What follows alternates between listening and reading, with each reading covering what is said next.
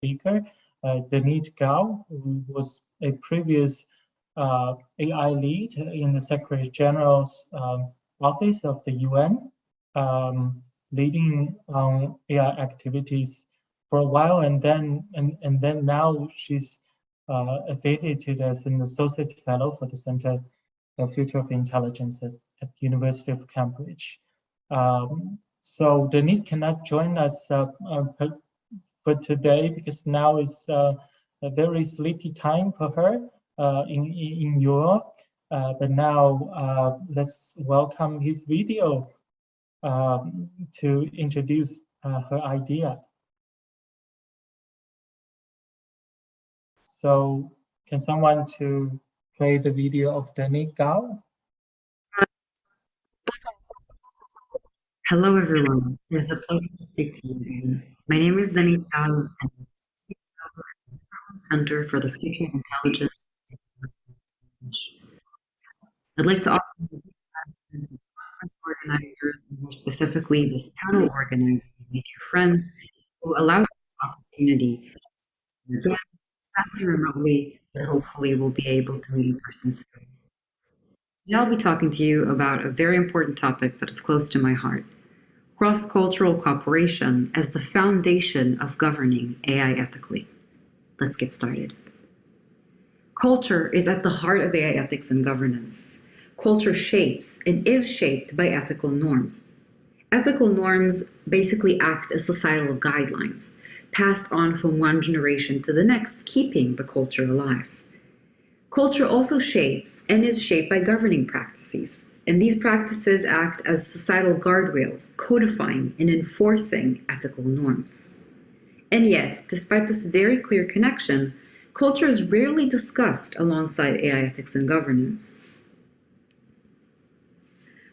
Cross-cultural cooperation is necessary for healthy international cooperation. Like the humans that make or break them, cultures have become globalized. Today, we are actually better equipped for cross-cultural cooperation than we have ever been before, just by virtue of giving our cultures time to globalize. We're also better connected than ever, allowing us to continue participating in this cooperation exercise 3 winters into a global pandemic. And yet, the prospects of cross-cultural cooperation appear very bleak. Why is that? We are missing 2 fundamental aspects necessary for true and genuine cross-cultural cooperation. These are mutual respect and willingness to engage. As globalized as we are, our cultural practices and norms often differ. Identifying these differences is important and is a key step towards bridging them. However, we often get blindsided by these differences and are stuck pointing at them without trying to bridge or address them. And while some differences may never be bridged, most can be if we approach cooperation from a point of mutual respect and willingness to engage. If we spend all of our time pointing at another, saying that they're different, we're never going to get anywhere. We really have to start identifying these differences as a way of addressing and bridging them where possible. And doing so is possible, but most importantly, it's necessary. I'd like to point your attention to a project that was created by my dear friend and the co-chair of this panel, Yi Zhang. Yi basically linked artificial intelligence principles from across the world, and here he produced this word cloud, showing how these principles come together. And when you look at his project, which I strongly suggest you do, you will find that most of the principles that exist around the world, and there are hundreds of sets of such principles, all really align around basic concepts that we share. And in that sense, we actually have far more similarities than differences. And that's why we can succeed with AI ethics and governance. It's important that we do, because the role of cross-cultural cooperation in creating robust AI ethics and governance is something that cannot be undermined. Where humans have difficulty understanding other cultures, AI systems will do no better. In many ways, AI systems mirror the way that humans behave in the world. And their training datasets vastly influence the way that they produce any sort of meaningful output. Instead, if they don't have the necessary instruments to achieve some sort of different cultural understanding, they will amplify bias, prejudice, and confusion. And we often see that when we try to take in an algorithm that was trained on a data set that does not represent a particular population and try to just use it on the population. It rarely works. And when I say rarely, I mean never. This will further complicate the challenging task of governing AI. And it will strain much needed international cooperation on key technologies.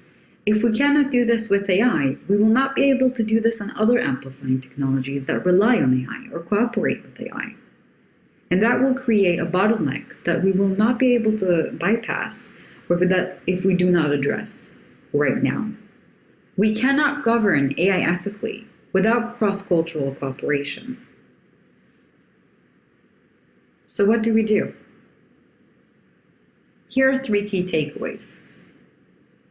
International cooperation on cultural-centered notions, particularly like ethics and governance, cannot succeed without cross-cultural cooperation.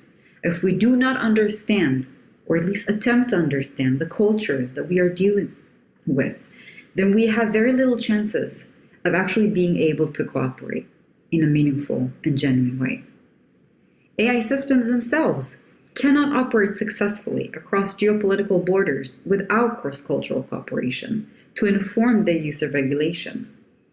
We will not be able to use these AI systems in different cultural contexts, even within very diverse cultures. We will not be able to implement them throughout a country or throughout a region. And that's a loss. It's a net loss for all of us. Those who cannot scale their algorithms and those who will not be able to benefit from cutting-edge services that were developed just not for them. But most importantly, we really need to invest more time and effort in mutual respect and trust building through cross-cultural cooperation to do better. If we do not understand the cultural context in which we operate, we are going in blind. And that rarely works out for humanity. I hope that these points helped illustrate how critical and important this workshop is. I think that a lot of people tend to underestimate the importance of cultural aspects and cross-cultural cooperation because it doesn't often yield very visible results. However, it is fundamental, and without this foundation, we move on shaky ground if we want to promote any meaningful international cooperation, particularly on important topics like AI ethics and regulation that will shape the future of humanity. If we're not careful, it could end up being shaped for the worse. I'm very sorry that I'm not able to participate in the discussion, which I'm sure will be fascinating, and I sincerely thank you for your attention and your participation in this important panel. Thank you, and best wishes.